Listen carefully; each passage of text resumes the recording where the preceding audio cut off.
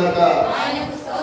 యెహోవా నా ఆశ్రయము, నా కేడము, నా హృదయము ఆయన యందు నమ్మిక ఉంచెను కనుక నాకు సహాయము కలిగెను.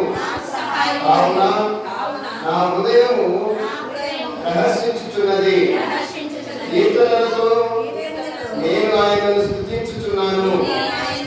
యెహోవా తన జనులకు ఆశ్రయము, ఆయన తన అభిషేకునికి రక్షణ దుర్గము. నీ జనులను రక్షించుము, నీ స్వాస్థ్యమును ఆశీర్వదించుము. వారికి కాపరివై నిత్యము వారిని ఉద్ధరింపుము. దేవుడి మాత్రం మనకు ఉద్ధరించినట్లుగా ప్రార్థన చేసుకుంటాం.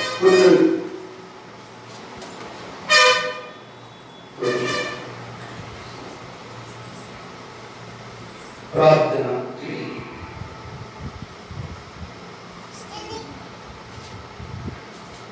పరిశుద్ధుడే తండ్రి, పరలోకమందున్న మా నాయన, పరిశుద్ధుడా, మహోన్నతుడా, మా దేవా, మీకు స్తోత్రములు, స్తుతులు.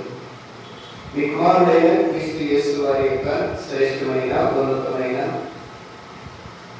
మహిమ కలిగిన, శక్తి కలిగిన నామములో ఈ నూతన పునరుద్ధాన దినమందు ప్రభు మీ పాద సన్నిధిలోకి కుటుంబముగా మేమందరూ చేరి నిన్ను ఆత్మతోనూ సత్యముతోనూ ఆరాధించుకునే క్రమభావంలో మమ్మల్ని అందరినీ మీరు ఉంచినందుకే మీకు స్తోత్రములు. అయ్యా, ఈ సమయంలో ఇంతవరకు ప్రార్థనలో మీరు మాకు తోడుగా ఉన్నారు. కీర్తనలు పాడుటకు ప్రభువా మీరు మా స్వరాలను సడలించి చక్కగా స్తుతించే వాక్యాన్ని ఇచ్చారు. ఈ గ్రంథమందు రాయబడి ఉన్న వాక్య పఠన భాగాన్ని ధ్యానించుటకు కృపనిచ్చారు. అందును బట్టి నీకు స్తోత్రములు ప్రభు, స్తుతులు చెల్లిస్తూ ఉన్నాం. ఈ సమయంలో తండ్రి మీ మాటలు వినడానికి ఇష్టపడుతూ ఉన్నాం. మీరు మాతో మాట్లాడండి. నాకు కావలసిన ఆత్మీయమైన మాటలని మీరు మాకు అందించండి. మేము వింటకు చెవులు కలిగి నాయన గ్రహించుటకు మనస్సును మాకు దయచేయండి. మా హృదయాలను మీరు తెరవండి ప్రభు. తెరవబడిన హృదయములలో మీ మాటలను మేము ధ్యానించుటకు, భద్రపరచుకున్నట్టుకు సహాయము దయచేయండి. దయగల తండ్రి, పరిశుద్ధుడా మా నాయన, ఈ దిన వాక్యాంశ భాగాన్ని మీరు మాకు మాట్లాడుతూ ఉండగా మా హృదయాల్లో ప్రభు దాన్ని భద్రపరచుకొని నెమరు వేసుకునే వాక్యము కూడా దయచేయండి. అంత మాత్రమే కాదు, వినిన వర్తమానాన్ని అనేకులకు తెలియచేయటకు మీరు సహాయం దయచేయండి. ఆత్మీయంగా బలపరచండి, కృప చూపించమని అన్ని విధములుగా మమ్ములను సమస్తంలో మీ చేతికి సమర్పించుకుంటూ యేసు క్రీస్తు నామములో ఈ ప్రార్థన చేస్తూ ఉన్నాం మా పరమ తండ్రి. ఆమేన్.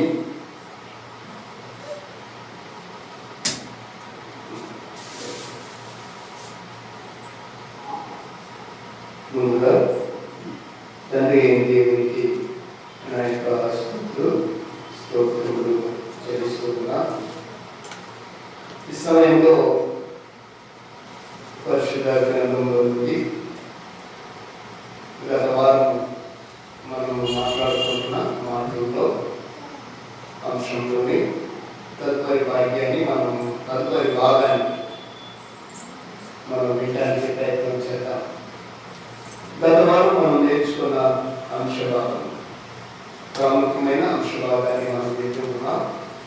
అంశంలోని ప్రధానమైన ప్రాముఖ్యమైన అంశాన్ని నేను కొద్ది నిమిషాలు చెప్తాను. తదుపరి మా అందరితో కొద్ది విషయాలు మాట్లాడతారు. మీరు త్వరగా ఆ మాటను ఆలోచించడానికి ప్రయత్నం చేయాలి. గత వారం చెప్పుకున్న దాన్ని ఒకసారి రివ్యూ చేద్దాం. గత వారం మీకు ప్రార్థన యొక్క థియరీ చెప్పాను. ప్రార్థన యొక్క థియరీ అనగా ప్రార్థన అంటే ఏమిటో, ప్రార్థన ఎవరికి చేయాలో, ఎవరి ద్వారా చేయాలో, అలాగే ఏ విధంగా చేయాలో, ఏ విధంగా గ్రంథము చేయమని మనకు తెలియజేసిందో అనే విధానాన్ని ఆధారాలతో మీకు తెలియజేశారు. అవి చాలా ప్రాముఖ్యమైన విషయాన్ని మనం నేర్చుకున్నాం. తీరికైతే వినడానికి అన్ని బాగానే ఉంటాయి, చెప్పడానికి కూడా చాలా ఈజీగా ఉంటుంది. ఏదైనా చెప్పటం కానీ చరిత్ర రాయబడింది చదవడం కానీ ఈజీగానే ఉంటుంది. మరి ప్రాక్టికల్గా ఆ విషయాన్ని మనం ఆలోచన చేయాలి. ప్రాక్టికల్గా అంటే ఏదైతే వింటున్నామో దాన్ని చేసేవారిగా, ఏదైతే చెప్తున్నామో దాన్ని అనుసరించి నడిచేవారిగా, వీళ్ళ దాన్ని చేసేవారిగా మనం ఉంటే మంచిది. ఈరోజు క్రైస్తవులు అన్నీ చెప్పేవారే, అందరూ చెప్పేవారే. ఇప్పుడు మనం కూడా సలహాలు చాలా చక్కగా చెప్తాం. సలహాలు చెప్పడంలో మనం మించిన లేరు. అసలు మనమే స్కాలర్స్ లాగా అయిపోతుంది అని అనుకున్నట్లుగా అయిపోతుంది. ఎందుకో తెలుసా, మనకు పరలోకం అనేది రిజర్వ్ చేయబడింది, ఇంకా నమ్మని వారికి ఇంకా లేదు అన్నట్లుగా మనము దైవికమైన విధానాలను కలిగి ఉండి ఆ అతిశయంతో ఆ దైవికమైన విధానాల్లో దాని గురించి ఆలోచన కలిగి అలాగ మనం ఊహించుకుంటూ మనము అనేకులకు చెప్పడానికి ప్రయత్నం చేస్తాం. అయితే ఈ విషయంలో, ఈ సందర్భంలో ప్రార్థన విషయంలో మనము ప్రాక్టికల్గా ఎంతవరకు సఫలీకృతమయ్యాము అనేది మనం తెలుసుకోవాలి. ప్రార్థన అనే విషయంలో మనం ఎంతవరకు ఆ ప్రార్థన విధానంలో మనము సఫలీకృతులము అనగా ఆచరించి నడుస్తున్న వారిగా ఉన్నామో చూసుకోవాలి. ఫర్ ఎగ్జాంపుల్, మనము క్రైస్తవులము కనుక మీకు గతకాలంలో చెప్పారు ప్రార్థన గురించి మనం చెప్పాల్సింది, కానీ దాని గురించి ఆలోచన. ఈరోజు టీవీ ఏంటి, విధానం ఏంటి? వాస్తవంగా ఒక ప్రశ్న మీతో నేను అడగడానికి ప్రయత్నం చేస్తున్నాను. మనము ఒక రోజుకి దాదాపుగా 24 గంటల సమయం, ఒక దినంలోకి 24 గంటల సమయం. అందులో రాత్రి సమయంకు 12 గంటలు, పగలు సమయంలో 12 గంటలు ఉన్నాయి. వాస్తవంగా దీన్ని 3 షిఫ్టులుగా విభజించుకోవచ్చు. 3 షిఫ్టులుగా అంటే 8, 8, 8, 3, 8 గంటలు. ఒక 8 గంటలు పని చేయడానికి, ఒక 8 గంటలు ప్రార్థించడానికి, ఒక 8 గంటలు విశ్రాంతి తీసుకోవడానికి ప్రయత్నం చేయవచ్చు. సాధ్యమవుతుందంటారా? అర్థమవుతుందా? ఒక 8 గంటలు మన పనులు చేసుకోవడానికి, అది చదువుకోవడానికే కానీ ఇంకోటి కానీ 8 గంటలు, మరొక 8 గంటలు ప్రార్థన చేయడానికి. అర్థమవుతుంది అనుకుంటాను నా భాష. మరొక 8 గంటలు విశ్రాంతి తీసుకోవడానికి. కుదురుతుందంటారా? సరే, ఇది కుదరదు అనుకుంటే అది కొంచెం సేపటి హోల్డ్లో పెట్టాలి, కొంచెం సేపటి. అయితే మన యొక్క విధానంలో, మన యొక్క విధానంలో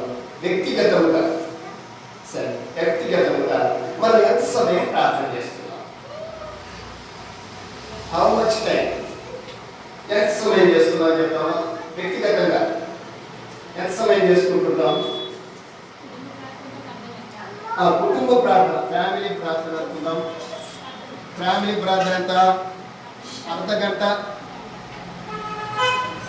సరే, ఇది ఫ్యామిలీ ప్రార్థన. మరి ఇది కుటుంబ పరంగా, వ్యక్తిగతంగా వ్యక్తిగతంగా ఎంతసేపు ప్రార్థన చేస్తాం? వ్యక్తిగతంగా ఎంతసేపు ప్రార్థన చేస్తాం? వ్యక్తిగతంగా అసలు వ్యక్తిగతంగా ప్రార్థన చేస్తున్నామా లేదా? ఎందుకంటే చేస్తున్నాం కాబట్టి మనం చెప్పుకోవాలి. ఎందుకంటే ఒక 10 నిమిషాలు.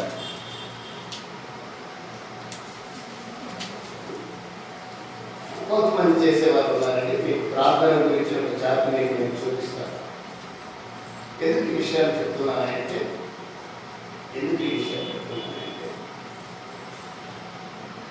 పరలోకమందున దేవుడు ఆయన కనుచూపులతో ఈ లోకాన్నంతా పరిశీలన చేస్తూ, తన కళ్ళతో ఈ లోకాన్నంతటినీ కూడా ఆయన పరిశీలన చేస్తున్నాడు. చూడటం లేదు, పరిశీలన చేయటం లేదు. చూస్తూ పరిశీలన చేస్తున్నాడు. ఎవరిని పరిశీలిస్తున్నాడు? ఆయన పిల్లలను పరిశీలన, లోకమంతటిని చూస్తూ తన పిల్లలను పరిశీలన చేస్తూ, తన పిల్లలు అనబడిన వారి నీతిమంతులు అని పిలువబడుతున్న వారి యొక్క మొరకు ఆయన చెవులు అలా ఉంచాడు. దేవుడు మనం కూడా వినాలని ఎంతో ఆశ.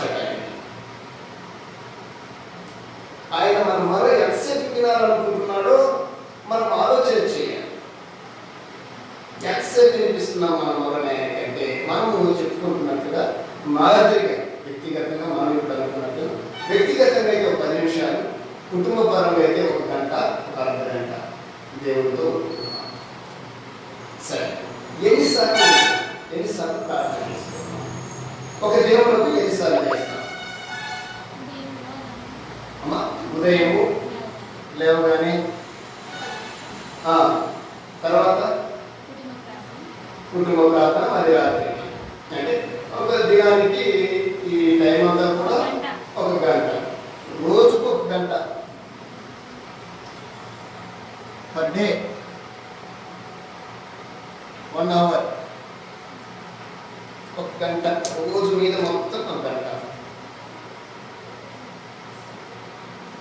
ఇంకా తెలుసుకోదగిన విషయం ఏంటంటే ఖచ్చితంగా మనం ప్రార్థన చేస్తున్నామని చెప్పుకోదగిన విషయం.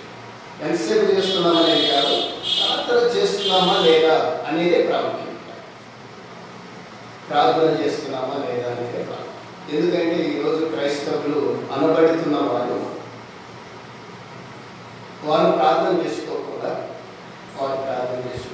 ఎవరైనా అయ్యారంటే అయ్యా మా కోసం ప్రార్థన చేయలేదు, వాళ్ళని ఇంటికి పంపైపోతున్నారు. వ్యక్తిగత ప్రార్థనలు ఈరోజు వ్యక్తుల మీద ఆధారపడే ప్రార్థనలు ఈరోజు క్రైస్తవ సమాజంలో మొదలుపడ్డాయి. అందుకే అనేక స్థలాల్లో ఈ ప్రార్థనలకే ఒక టవర్స్ అని పెట్టేసి, ప్రైర్ టవర్స్ అని పెట్టేసి అక్కడ ఎప్పుడు ప్రార్థన చేసే వారిని పెట్టుకొని ప్రార్థించే సహోదరులు ఈ మధ్య బయలుదేరి వచ్చారు. నేను తెలియజేసేది ఏంటంటే ప్రతి ఒక్కరు వ్యక్తిగతంగా దేవుడితో మాట్లాడాలి. అది దేవుడు కోరుకుంటున్నాడు. లేదా మనం మాట్లాడేది ఆయన వినాలనుకుంటున్నాడు, అది దేవుడు కోరుకుంటున్నాడు. ఎవరి ద్వారానో వినాలనిపించుకోవడం లేదు, మనమే మాట్లాడాలని ఆశపడుతున్నాం. మనమే మాట్లాడాలి. అయితే గంటలో 10 నిమిషాలు, 1 గంట, ఒక రోజు దేవుడితో గడుపుతున్నప్పుడు ఆ గడిపే విధానాన్ని ఏ స్థాయిలో గడుపుతున్నాం, ఏ విధంగా ప్రార్థిస్తున్నాం, ఆ గడిపే విధానాన్ని ఏ విధంగా మనం ప్రార్థన చేస్తున్నాం. ప్రార్థన చేయడానికి కొన్ని విధులు ఉన్నాయి, విధానాలు ఉన్నాయి. ఏ విధంగా ప్రార్థన చేస్తున్నాం చెప్పండి. మన ప్రార్థన యొక్క ఆటిట్యూడ్, వైఖరి ఏ విధంగా ఉంటుంది? ఏ విధంగా ఉంటామా? ప్రార్థన ఏ విధంగా చేస్తాం?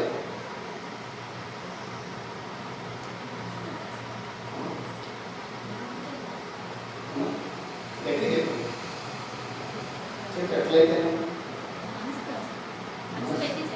మనసు పెట్టి చేస్తాం, మనసు పెట్టి నోట్లో ఉంటే మాట్లాడతాం. ఏ విధంగా యాటిట్యూడ్, భౌతికమైన ఈ శరీర కవలికలు ఏ విధంగా ఉంటాయి ప్రార్థన? చెప్పు. మోకాళ్ళలోని ప్రార్థన, ఇది చాలా ప్రాముఖ్యమైనది. ఈరోజు ప్రార్థన అనగానే చాలా మంది ఆలోచించాల్సింది, చేయవలసింది ఏంటంటే మోకాళ్ళు వంచాలి. ఎప్పుడైతే ఒక మనిషి మోకరిస్తాడో ఆటోమేటిక్గా కళ్ళు మొదలుపడతాయి. మీకు చెత్తలేని వినకలేని మీరు వినండి. చాలా మంది ప్రార్థన అంటే కళ్ళు తెచ్చి అందరికీ చూస్తూ ఉంటారు. తెలుసా? చాలా స్థలాలు కొంతమంది ప్రార్థన అంటూనే లేచి పక్కకి వెళ్ళిపోతుంటారు. చూడండి, ప్రార్థన జరిగి ప్రార్థన అని అంటూనే అందరు తల్లు వచ్చారనుకోండి, కొంతమంది లేచి పక్కకి వెళ్ళిపోతుంటారు. ప్రార్థన అంటుంటే మన యొక్క శరీరంలో కదిలాల్సిన భాగాలు ఏంటి అంటే మొట్టమొదటిగా మన మోకాళ్ళు భూమికి, మన కళ్ళు ఊయబడాలి, శిరము వంచాలి. సాధ్యమైతే 2 చేతులు జోడించి ఇంకా సాధ్యమైతే ఆకాశం వైపు చేతులు వేయడానికి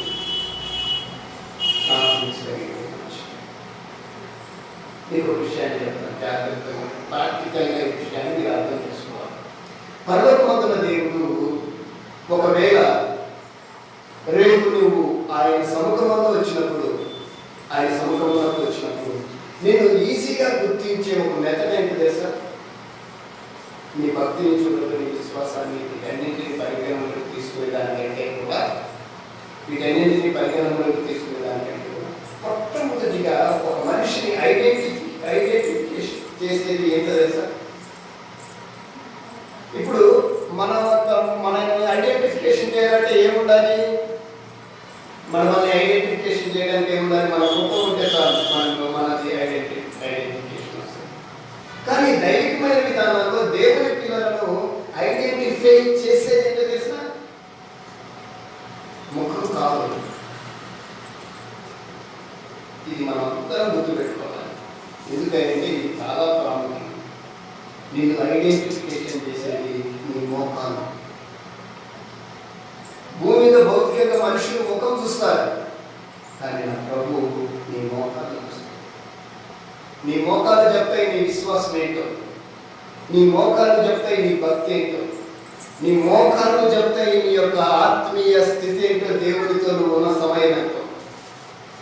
మీరు చూసుకోండి, మీ మోకాలకి నా కొద్ది గొప్ప, ఎట్లా కొద్ది గొప్ప చిన్న మచ్చ, ఏ మచ్చ తెలుసా? ఒక నల్ల మచ్చ ఉందనుకోండి, దైవికంగా మీరు ఒక స్టెప్ ముందు అంటే మీకు తెలుసో తెలియదో చాలా మంది మనకు ముందు అంటే మనకు ఈ స్థితి రావడానికి దైవజనులు చేసిన ప్రార్థన ఎంత అంటే అంత ఇంత కాదు. ప్రార్థన పరమే ఈరోజు మనం ఈ విధంగా దేవుని గురించి మాట్లాడటానికి దేవుడు మనకు శక్తి ఇచ్చాడు. ఆ రోజు వారు చేసిన ప్రార్థన త్యాగమే ఈరోజు మనం ఈ విధంగా ఉన్నాం. నేను ఒక దైవజనుడి గురించి విన్నాను. హైదరాబాద్లో ఫిబ్రవరిలో దైవజనుడు భగత్ సింగ్ గారు ఉండేవారు. ఆయన చనిపోయారు. ఆయన ప్రార్థనా గదిలోకి వెళ్తే ఆయన యొక్క స్థలంలో, ఆయన ఐడెంటిఫికేషన్ చేసే స్థలంలో, ఆయన ప్రార్థించే చోట రెండు మోకాలు పెట్టుకునే చోట గుర్తులు పడి ఉన్నాయి భూమి, ఆ బండ. ఇది నేను విన్నాను. ఎంత గొప్పగా ప్రార్థన చేసింటారు, ఎంత గొప్పగా చేసింటారు. ఒకవేళ ఆయన మోకాలను చూడగలిగితే భాగ్యం బాగుండేది. ఆ కాలు ఎలా ఉండేది?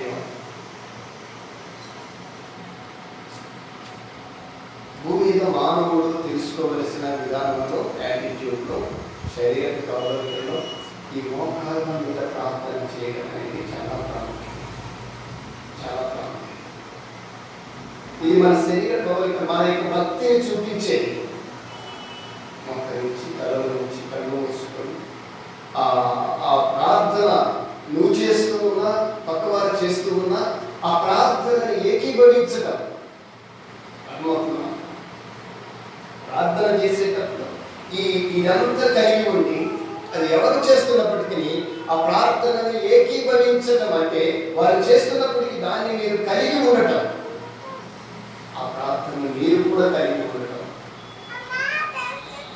ఒక గొప్ప మంచి లక్షణం.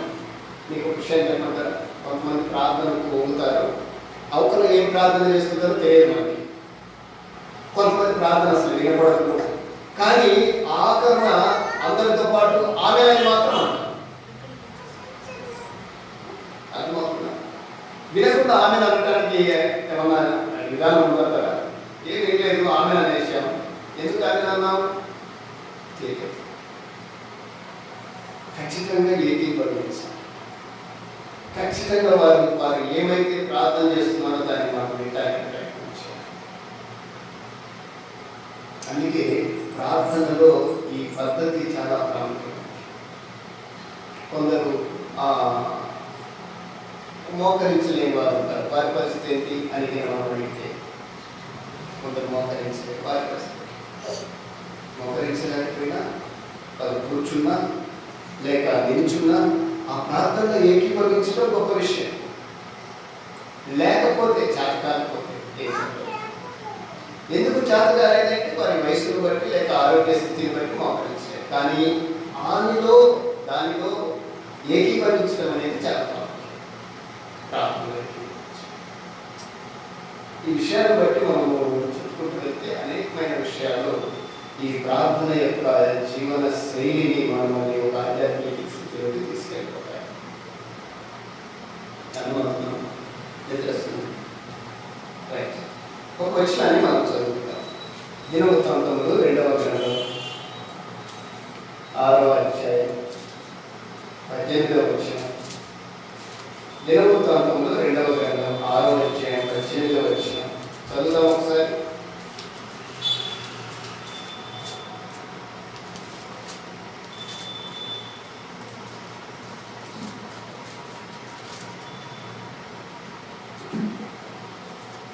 పరిశుద్ధ గ్రంథంలో దినవృత్తాంతములు 6వ అధ్యాయం 18వ వచనం. మనుషులతో కలిసి దేవుడు భూమి మీద నివాసం చేయన ఆకాశమును మహాకాశమును నిన్ను పట్టచాలవే. నేను కట్టిన ఈ మందిరము నిన్ను పట్టున. దేవా యెహోవా, నీ సేవకుడు నీ సన్నిధిని చేయు ప్రార్థన యందును విన్నపములందును లక్ష్యముంచి నీ సేవకుడైన నేను చేయు ప్రార్థనకు పెట్టు మొరను ఆలకించుము.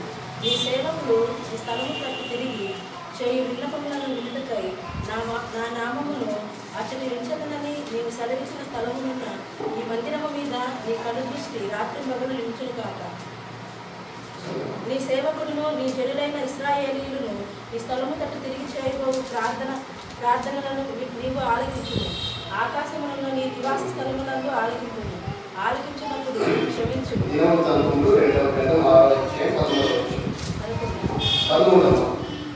తాను చేయించిన 5 మూరల పొడవును 5 మూరల వెడల్పులను 3 మూరల ఎత్తును గల ఇత్తడి చప్పరమును ముంగిట ఆవరణమును నుంచి దాని మీద నిలిచి ఉండి సమాజంగా కూడి ఉన్న ఇశ్రాయేలీయులందరి ఎదుటను మోకాళ్ళుని చేతులు ఆకాశం వైపు చాపి సొలొమోను ఇట్లని ప్రార్థన చేసింది. సొలొమోను ఏ విధంగా ప్రార్థన చేశాడో మనం చూస్తున్నాం. రాజైన సొలొమోను దేవుని యొక్క ఆలయం కట్టించిన తదుపరి, దేవుని ఆలయం కట్టించిన ఆ యెరూషలేములో ఆ దేవాలయం కట్టించిన తర్వాత సర్వ సమాజం అంతటిని సమకూర్చి ఆ సర్వ సమాజం అంతటి ఎదుట సర్వ సమాజం అంతటి ఎదుట కూడా ఆయన చేసిన ప్రార్థన యొక్క విధానం మనం చూస్తాం. ఒక పనులను చేయించి ఆ పనుల మీద ఆయన అందరి ముందు ఏ విధంగా ఉన్నాడంటే మోకాళ్ళు దేవునికి ప్రార్థన చేశాడు. రాజు అయినప్పటికీ అప్పుడు సంయుక్త దేశం ఇశ్రాయేలీయులకు సౌలు రాజు తర్వాత, దావీదు రాజు తర్వాత సొలొమోను రాజుగా ఉండబడిన దినాల్లో ఆయన చేసిన ప్రార్థన యొక్క విధానం ఏ విధంగా ఉన్నాయంటే మోకరించి ప్రార్థన చేసే విధానంలో ఏ విధంగా ఉన్నాయంటే ఆయన చెప్తున్నాడు. ఆయన ఆకాశం వైపు చేతులెత్తి ప్రార్థన చేశాడు. ఆకాశం వైపు చేతులెత్తి ప్రార్థన చేశాడు. రైట్, ఇంకొక వాక్య భాగాన్ని కూడా చూద్దాం. దానియేలు గ్రంథం 6వ అధ్యాయం 10వ వచనం. దానియేలు గ్రంథం 6వ అధ్యాయం 15వ వచనం. ఆయన మోకాళ్ళ మీద ప్రార్థించాడు.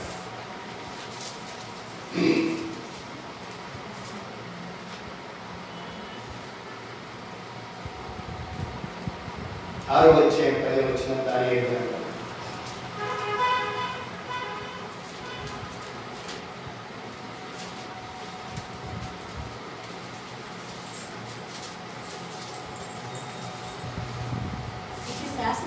ఇది శాసనము దానియేలు తెలుసుకొని అతను తన ఇంటికి వెళ్ళి యథాప్రకారముగా జాగ్రత్తగా ఇక్కడ అనుదినము యథాప్రకారముగా ముమారు మోకాళ్ళుని తన ఇంటి బయట కిటికీలు యెరూషలేము వైపునకు తెరవబడి ఉండగా తన దేవునికి ప్రార్థన చేస్తూ ఆయనను స్తుతించుచు దానియేలు యొక్క జీవన విధానం ఇది. విషయం ఏంటంటే ఆ రోజు బబులోను సామ్రాజ్యంలో ఉండబడిన ఆ యొక్క శాసన సింహాసనాన్ని ఎవరు కూడా వ్యతిరేకించకూడదు. ఏది చేయాలన్నా రాజు దగ్గర మనవి చేయాల్సిందే అనే శాసనం బయలుదేరినప్పటికీ, అటు శాసనము బయలుదేరినప్పటికీ కూడా ఆయన భౌతిక సంబంధమైన విధానాలకి ఫలవంచక పరమందున్న దేవుని యొక్క స్థితిని గుర్తెరిగి అనుదినము అనేది మనం అనుకోకూడదు. అనుదినము ఎవరీడే, ఎల్లప్పుడూ ముమ్మారు దేవునికి ప్రార్థన చేస్తున్నాడు. ముమ్మారు ప్రార్థన చేస్తున్నాడు. దినములకు ఎన్నిసార్లు?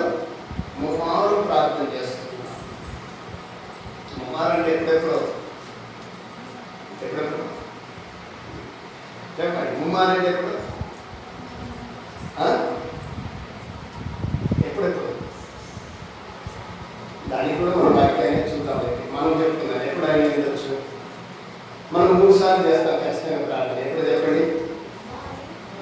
ఉదయం టిఫిన్ చేసేటప్పుడు, మధ్యాహ్నం లంచ్ చేసేటప్పుడు, సాయంకాలం డిన్నర్ చేస్తాం. ఖచ్చితంగా ప్రార్థన చేస్తాం. ఇది 3 సార్లు చేస్తాం. ఈ ప్రార్థన కాదు,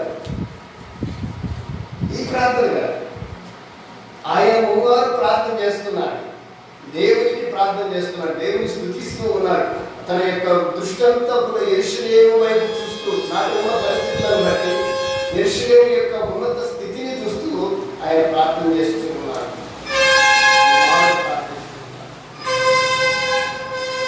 చూద్దాం ఆ ముమ్మారు అనేది ఎప్పుడు. కీర్తన గ్రంథము 55వ కీర్తన భాగము 17వ వచనం. కీర్తన గ్రంథము 55వ కీర్తన భాగము 17వ వచనం చదువుదాం. ఎప్పుడన్నా మీకు ఒక విషయాన్ని చెప్తాను. మనకు వాస్తవంగా మన దినం ఎప్పుడు ప్రారంభమవుతుంది? మన దినం మన ఉదయం ప్రారంభమవుతుంది. మనం అనుకోవటం మన యొక్క దినం ఎప్పుడు ప్రారంభమవుతుంది అంటే మార్నింగ్తో ప్రారంభమవుతుంది, అలాగే ఈవినింగ్తో ముగిస్తుంది. కానీ బైబిల్లో మనం దినం చదవగలిగితే దిన ప్రారంభం ఎప్పుడంటే సాయంకాలం అనేది మనం మర్చిపోతాం. ఈ దిన ముగింపు ఎప్పుడంటే సాయంకాలం, కానీ దిన ప్రారంభం ఎప్పుడంటే సాయంకాలం. చీకటి పడుతుందని దిన ప్రారంభం.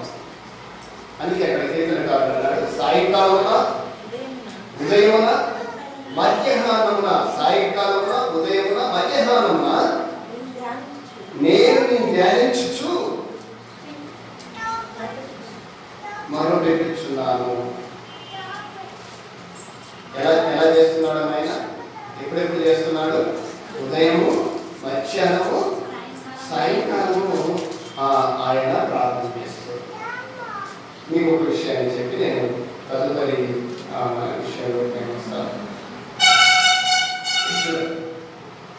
ఇప్పుడు వారు ప్రార్థన చేస్తూ ఉన్నారు కదా, మన యొక్క ఆధ్యాత్మిక జీవితంలో ఎప్పుడు చెప్తున్నామంటే మరలా చెప్తూ ఉన్నాం. మన జీవితంలో మనము ఇద్దరినే చూసాము. అనేక మంది దైవజనుల ప్రార్థనలు వ్యక్తమై ఉన్నాయి, లిఖించబడి ఉన్నాయి. ఇప్పుడు సొలొమోను వారు ప్రార్థన చేశారు. ఆయన ఏ స్థితిలో చేశాడు? రాజుగా ఉన్నప్పటికీ మోకరించి ప్రార్థన చేశాడు. దానియేలు ప్రార్థన చేస్తూ ఉన్నాడు. ఏ స్థితిలో చేస్తున్నాడు? ఆయన యొక్క విధానం ఏంటి? ఆయన ప్రధాని ఆ దేశానికి, అయినప్పటికీ కూడా ప్రార్థన చేస్తూ ఉన్నాడు. ఇకపోతే దావీదు చెప్తున్నాడు, దావీదు మహారాజు మాట్లాడుతూ, నేను దినములకు ఉదయము, సాయంకాలము, ఉదయము, మధ్యాహ్నము ప్రార్థన చేస్తున్నారని చెప్తున్నాడు. వీరి యొక్క విధానాన్ని మనం ఆలోచన చేయగలిగితే వీరేమి భౌతికమైన స్థితిలో ఏ విధంగా ఉన్నారంటే ఒక ఉన్నతమైన స్థితిలోనే ఉన్నారు. అంటే ఒక మనిషి ఉన్నతమైన స్థితిని పొందుకోవడానికి కలుగుకోగలిగినది ఏంటంటే ప్రార్థన. మన జీవితంలో మనం నేర్చుకోవాల్సింది ఏంటంటే మన దిన ప్రారంభము అది ఎప్పుడైనా సరే ప్రార్థనతో మొదలవ్వాలి. అమ్మా వినండి, మనం ఆధ్యాత్మికంగా ఆశీర్వదించబడాలి అంటే, దైవికంగా మన జీవితాలు మెరుగుపడాలి అంటే మన దినము ప్రార్థనతో ప్రారంభం అవ్వాలి. అలాగే ఆ దిన ముగింపులో కూడా ప్రార్థనతో ఆ దినాన్ని మనం ముగించగలిగితే అది మనకు దినం. ప్రార్థనతో ప్రారంభించబడి ప్రార్థనతోనే ముగించగలిగితే అది మనకు మంచిది, మన యొక్క క్రైస్తవ జీవితానికి మంచిది. కనుక ప్రార్థన యొక్క యాటిట్యూడ్లో ఇది ఒక భాగం మాత్రమే.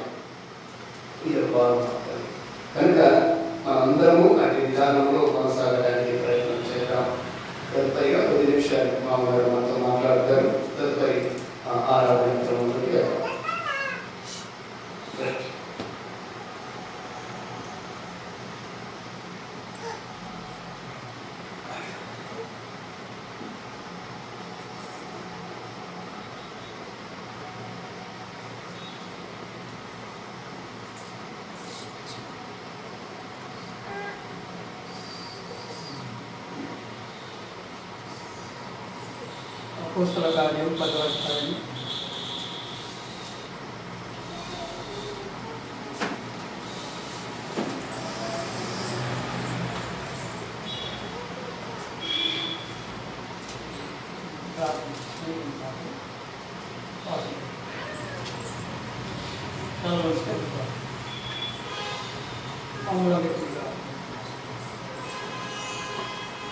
నిన్న నేడు నిరంతరం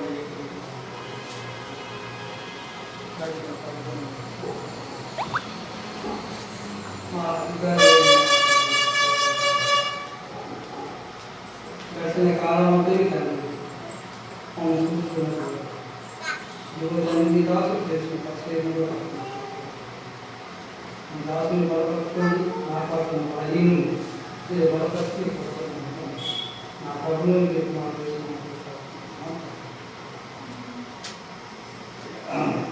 మొదటి నుంచి కొన్ని వచ్చిన అంటే 10 నిమిషాలలో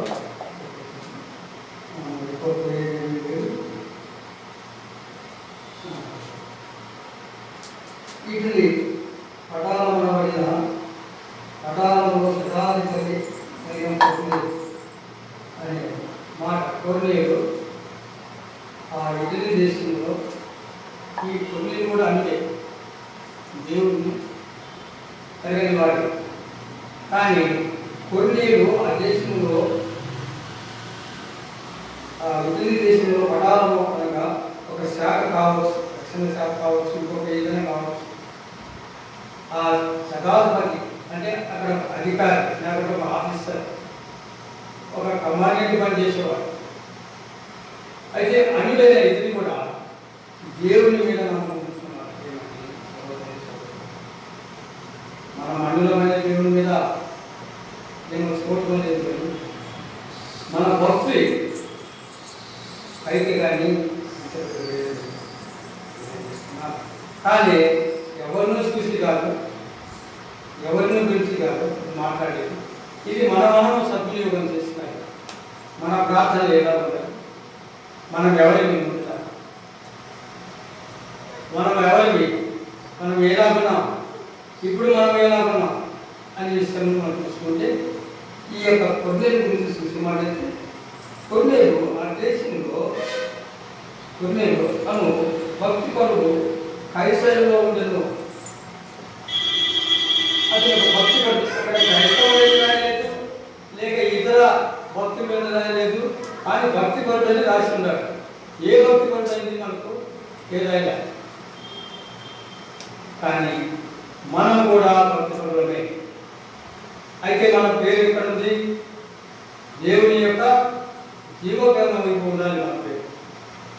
ఆయన కూడా తెలుసుకున్నాడు, భక్తి ఉంది, ఆయన దగ్గర విశ్వాసం ఉంది, అన్నిటికీ దేవుని యొక్క ప్రేమను చూస్తున్నారు. ప్రేమ అంటే దేవుని ఆ శతాధిపతి ఆ కొన్నేళ్ళు ఎంతో గొప్ప విశ్వాసంతో దేవుని ప్రార్థించారు. అర్జునుడు దేవుని రాజ్యానికి రావాలని భ్రమపడి ఉన్నాడు. నేను ఇంతకు ముందు చేసినవి కూడా కావు, కానీ నిజమైన జీవగల దేవుడు ఉన్నాడని ఈ యొక్క అన్యులైన కొన్నేళ్ళు తెలుసుకున్నాను. అప్పుడు నేను భక్తుడు అని తెలుసుకున్నాను కూడా. సదమ్మ అతడు తన ఇంటి వారు ఇప్పుడు మీరు ఎలాగో ఎవరు రాకపోయినా ఎవరు వచ్చినా మీ ఇంటి వారితో కూడుకుంటున్నారు, మీ కుటుంబం కూడుకుంటున్నారు. చంద్ర ఎవరైనా ఇప్పుడు కొన్నేళ్ళు అనుకోండి, ఎవరు రాకపోయినా నా వరకు నా కుటుంబం వరకు నేను ఉంటాను. ఎట్లా కొన్నేళ్ళు అని ఇంటి వారితో కూడా ప్రార్థనతో దేవుని భయభక్తులు గల వాడై ప్రజలకు బహుధర్మం చేస్తున్నాడు. ప్రజలకు చేస్తున్నాడు సహాయం, కానీ దానికి తగిన క్రియలు ఉన్నారు నా దగ్గర. చేస్తాడు పర్వాలేదు. మరి మంచి ఈవులను ఇవ్వడానికి వీలు కానీ దేవుడిని అడగాలి. వాటితో క్రియలు మనది బాగుంటాయి. సత్య ఒకరికి దానం చేసినా, ఒకరికి పెట్టినా, ఒకరికి ఇచ్చినా, కానీ మనం ఏం చేయాలి? ప్రార్థన చేయాలి. అయ్యేది నేను ఇచ్చేది కాదు, ఇది నువ్వు ఇచ్చేది. ఒకవేళ నేను కష్టార్థమే కావచ్చు, కానీ అది ఎవరిది? ఆయనది. కానీ ఇస్తూ ఏమన్నది? ఇది ఒక పేదవాడి కానుక, నీ పేరు ఇస్తున్నాను అంతే. నేను ఒక శతాధిపతిని లేక ఒక సంఘ కాపరిని ఇంకొక సంఘానికి ఇగో ఆ సంఘం నుంచి కొన్ని వేలు పంపిస్తున్నానని కాదు. కానీ ప్రేమతో ఉండాలి. ప్రేమ అనేది బలమైన లోకంలో సత్యమైనది ప్రేమ. అబద్ధం ఆడడానికి అవసరం లేదు. అబద్ధం ఆడాలంటే ఆనాడు వేరు. అబద్ధికులకి రాజ్యం వేరు, నీతి రాజ్యం వేరు, అబద్ధికుల రాజ్యం. అబద్ధికుల రాజ్యంలో వాడు ఏర్పాటు చేసుకున్నాడు. అబద్ధికుల రాజ్యంలో వాడు సారాయి తాగవాడిని ఏర్పాటు చేసుకున్నాడు, సారాయి కాచవాడిని ఏర్పాటు చేసుకున్నాడు, తాగుబోతులను ఏర్పాటు చేసుకున్నాడు, అన్ని ఏర్పాటు చేసుకున్నాడు. అయితే ఏర్పాటు చేసుకున్నది దుష్టులు ఎవరితో వ్యతిరేకంగా ఉన్నాడు? ప్రభువైన యేసుక్రీస్తుతో వ్యతిరేకంగా ఉన్నాడు. ఆ ప్రభుత్వం అంటున్నా, అయ్యా నేను ఏర్పరచుకున్న వాళ్ళు మేమంతా, ఇక నువ్వేం చేస్తా చెప్పు. అందరినీ ఎలాగో చేయాలంటే అలాగే చేయగలరు. తాగుబోతులు నా దగ్గర ఉన్నారు, ఇంటి బోతులు నా దగ్గర ఉన్నారు, అందరూ నా దగ్గర ఉన్నారు, అబద్ధికులు నా దగ్గర ఉన్నారు. ఈ రాజ్యము ఎలాంటి రాజ్యం అంటే భౌతికమైన రాజ్యం. కొన్ని దినములు ఉన్న తర్వాత ఇది దినమైపోతుంది. శాశ్వతమైన రాజ్యం ప్రభు యేసుక్రీస్తు వారి రాజ్యం. అయితే ఇద్దరికి సమీపంగా ఉన్నాడు. సైతం సమీపంగా ఆయన లోకాన్ని మృత్యువుని జయించి విజయాన్ని సాధించుకున్న వాడు యేసు ప్రభు. వీడు సాధించుకున్నది ఏమి అంటే మనుషులను పోషించుకుంటూ చేస్తున్నాడు. కట్టలు చేసుకుంటున్నాడు. చేసుకుంటూ వాడిని ఏమి కాదు. శాశ్వతమైన రాజు వస్తాడు. వీడి భౌతికమైన రాజు దుష్టుడు సైతాను ఈ వారిని అందరినీ ఒకసాట అట్లా చేసి కాలు వేస్తాడు. అప్పుడు తీస్తాడు ఒకరికి దేవుడు ఏం చేసింది తీర్మానం. ఆ తీర్మానంలో ప్రతి నేత్రములు చూస్తాయని మాట్లాడుతుంది అంటాం. నేను అది నమ్మాలి. ఏది చూస్తాను అనే ప్రతి నేత్రం చూస్తాననే మాట వినాలి, నమ్మాలి. అది నిజము అని మనం నమ్మాలి. అప్పుడే చూసి నమ్ముట కంటే చూడక నమ్మిన వాడు ధన్యుడు. అయితే ఈ కొన్నేరు దేవుడిని చూసినాడా అనే ఒక మాట చూసాడా దేవుని? కానీ తనలో ఏర్పాటైన విశ్వాసం, దేవుని యొక్క వాక్యం ఏర్పాటైనది. అతని దేవుడికి వాడుకోవాలని ఒక దేవుడిక వాడాలని ఏర్పాటైన భక్తుడు కొన్నేరు. ఏమంటే తన ఇంటి వారితో కూడుకున్నాడు, తన కుటుంబంతో కూడుకున్నాడు. ఎవరిని పిలవలేదండి ఆయన. నాకెవరు వచ్చినా రాకపోయినా నేను నా కుటుంబం ఎల్లప్పుడూ జీవం గల దేవుని సంఘముతో నేను సాహసం కలిగి జీవించాలి అని ఒక తీర్మానం చేసుకున్నాడు. యెహోషువ అంటున్నాడు, ఏమంటున్నాడు? నేను నా ఇంటి వారిను యెహోవాని సేవిస్తానంటున్నాడు. దానియేలు కూడా ఉదయకాలంలో లేచి ఆయన కూడా ప్రార్థిస్తున్నాడు. ఆయన 3 దినములు ఉపవాసం ఉన్నాడు. అయితే నీ విశ్వాసం నిన్నే కాపాడుకుంటుంది. ఒకరి విశ్వాసం ఒకటి కాదు, కానీ నీ విశ్వాసం నిన్ను కాపాడుకుంటుంది. రాబోయే దినాలలో ప్రభు యేసు తన రాజ్యానికి శాశ్వతమైన రాజుగా ఉంటున్నాడు. ఆయన నమ్మకమైన దేవుడు. ప్రతి మోకాలు అంటే ఆయన తిట్టిన వారు, ఆయన నిందించిన వారు, తాగుబోతులు, తిరుగుబోతులు, ఆయన ఎన్ని విధాలుగా సభపెట్టిన వారందరూ కూడా ఆ రోమా రాజ్యంలో ఆ శిలువ మీద ఆయన వేసినప్పుడు కూడా అక్కడ ప్రజలు ఎవరంతా ఎవరి గుంపు? వాళ్ళ గుంపు, అపవాది గుంపు అక్కడ ఉన్నది. బరాబను యేసు ప్రభువుని శిలువేమని చెప్పి యేసుకు ఈయనను విడుదల చేయమని మాట్లాడితే అక్కడ నుండి జనం ఎవరు? అంత సైతాన్ గుంపులు. ఆ గుంపు ప్రభువును శిలువేసినప్పుడు ఆయన ఒక్కడే అక్కడ ఉన్నాడు. ఆయన ఎవరికి భయపడలేదు. నా తండ్రి నాకు ఉంటే నాకు చాలంటున్నాడు. అలాగే ఈయన ఏమంటున్నాడంటే కొన్నేళ్ళు నేను నా ఇంటి వారిను కూడుకుని ప్రార్థన చేయాలనుకున్నాడు. ఇలాంటి ప్రార్థన దేవుడు మనం ఆలోచిస్తాడు.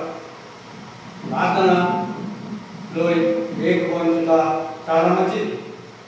వాస్తవంగా మోకాళ్ళ ప్రార్థన ఉండాలి, కానీ లేకపోతే ఏ ప్రార్థన శాస్త్రం కానీ అది కాదు. కానీ నిజమైన ప్రార్థన అంటే మోకాళ్ళ ప్రార్థన జీవితం చాలా మంచిది. ఎవరికైనా నాకైనా నీకైనా నడవలేని కూర్చోలేని వీటికైనా 2 నిమిషాలైనా మోకాలు వెళ్ళి ప్రభు నీ చిత్తం అనేది ఎంత గొప్ప విషయం అంటే చాలా ప్రాముఖ్యమైన విషయం. అనుదినము నీవు నీ కుటుంబం ప్రార్థించినట్లయితే నీకు ఆలోచిస్తాను. అందుకే చిన్న మంద నీవు భయపడకూడదు, నేను ఉన్నానంటున్నాడు. అబ్రహాంతో ఆది కాలం మొదలుకొని మొత్తంలో కూడా అబ్రహాంతో నువ్వు భయపడకూడదు, ఏం కావాలి అని మొత్తంలో చెప్తున్నాడు. ఎప్పుడు అబ్రహాంతో చెప్తున్నాడు, నువ్వు భయపడకూడదు. అయితే మనం కూడా చిన్న రాలేదు ఇంకొకరు రాలేదు మాకేం భయపడదు. వచ్చిన వారే సార్ ఇక్కడే ఉంటే సార్ ఏం ప్రార్థన ఆలకిస్తారు. ఒక దినము ఇసుకరేణుల వలె విస్తరిస్తుంది సంగతి. ఆకాశ నక్షత్రం వలె లెక్కింపదానికి రకం ఉంటాయి. ఏమంటే దేవుడు నమ్ముకున్న వారికి రాజ్యం, నమ్మని వారికి రాజ్యం కాదు. ఈ మన రాజ్యం ఏది? ఈ లోక సంబంధమైన ప్రార్థన, రోగ సంబంధమైన రాజ్యానికి వారసులు కావాలని ప్రార్థన. ఎవరితో యుద్ధాలు చేయాల్సిన అవసరం లేదు, ఎవరితో కక్షలు పెట్టుకొని తిరుగులాల్సిన అవసరం లేదు, ఎవరితో ఏమి చేయాల్సిన అవసరం లేదు. ఒకవేళ అలాగ ఉంటే కూడా నా ప్రార్థన నా సువార్త ఆయన సువార్త లేదు. వీచలు పెట్టుకొని సువార్త చేసి కాదు, అది బయటెక్కదు. నువ్వు వదిలేయాలి, వాటి వరకు మనం ప్రార్థన చేయాలి. మాట్లాడు, ఎందుకంటే రోజు మంచిది కాదు. వాడిని కదిలిస్తే మంచిది కాదు. వాడిని మనం కదిలేకూడదు. కదిలిస్తున్నాడా కదులుకున్నాడా దేవుడు వాడిని ఉపకారికి అపకారం చేయొచ్చు. ఉపకారమే చేయాలి కానీ అపకారం చేయడానికి క్రైస్తవుడికి కాదు. ఇక్కడ ఈ భక్తుడు అంటున్నాడు, నేను తన ఇంటి వారితో కూడా దేవుని యందు భయభక్తులు గలవారై ఉండి ప్రజలకు బహు ధర్మములను చేయించు, ఎల్లప్పుడూ దేవుని ప్రార్థన చేయవాడు. ఎల్లప్పుడు ఇది తనకు కలిగింది. నేను వస్తాను అమ్మా, మరి చంద్రబాబు రానాయన కూర్చో, మంచి లేకుండా మా దగ్గర అయితే ఆహారం ముందు మీరు తినివ్వండి, లేక ఆయన దేవుడు కాబట్టి మీకు ఏదో మేము భోజనం చేస్తాం, తిని హాయిగా వెళ్ళండి అని చెప్పి ఆ ధర్మకార్యం అనేది దేవుని అంటే విశ్వాసం చేయాలి. ఇద్దరికి ఇచ్చేటప్పుడు కూడా ఇది నాది కాదు బాబు, ఆయన పేదవాడికి కానుక ఇవో పిల్లలకి ఇస్తున్నామని దేవుడు కూడా పరలోకం నుంచి హస్తం చాపుతాడు. భూమి మీద ఉన్న ప్రజలు నమ్మకంగా ఉంటే ఎల్లప్పుడూ ఆయన రాజ్యంలో ఉంటారు. చదవమా. పగలు ఇంచుమించు 3 గంటల వేళ దేవుని దూత అతని ఎదురుకు వచ్చి చూడంత మంచిదో ప్రార్థన చేసే వారిని కారణమా ఇహమకు కొన్నేలు అని ఒక పేరు కలిగి ఉన్నారు. అయితే భూమిలో కొన్నేలు ఎటువంటి వాడని తెలుసు, కానీ పరలోకం నుంచి కొన్నేలకు దేవదూతలు పంపాలంటే ఇది మహాభాగ్యం. దేవుని ఇష్టాచారుడై ఉన్నాడు, దేవుని నిమిత్తము నమ్మకమైన వాడు ఉన్నాడు, దేవుని ఆత్మ కలిగి ఉన్నాడు. మంచి సత్క్రియలు ధర్మకార్యములు చేసే కొన్నేళ్ళు కుటుంబం దగ్గరికి దేవదూతలు పంపాల్సినటువంటి సంఘం. మనం కూడా కొన్నేళ్ళ వల్లే మన కుటుంబం కూడా ఉంటే, మనం ఆయనకు అనుసరులుగా ఉంటే, నమ్మకమైన జీవితం ఆయన దగ్గర ఉంటే నిజంగా తండ్రి దగ్గరికి కొన్ని ఎలాంటి దూతలు పంపుతున్నాను, దేవుడు అలాంటి దూతలు పంపుతాడు. అప్పుడు పేరు పెట్టి పిలుస్తున్నాడు కొన్నేళ్ళు అని. అలా పేరు పెట్టి పిలిచే దేవుడు ఈ లోకంలో ఎవరు లేరు. జీవం గల దేవుని మాటలు చాలా బలమైనవి కనుక మన మాటలలో దేవుని పాటించి దేవుని యొక్క అనుగ్రహాలలో తిరిగి మన రాజ్యం శాశ్వతమైన రాజ్యం కాదు, కానీ శాశ్వతమైన రాజ్యం కొరకు మనం ప్రార్థన చేస్తూ ఇతరులను ప్రేమించి ఇతరులతో మనం సహకారంగా ఉండి మనము మా కుటుంబాలు కూడా దేవుని యొక్క సన్నిధిలో మనం ప్రార్థన చేసుకున్నప్పుడు మంత్రాలు కూడా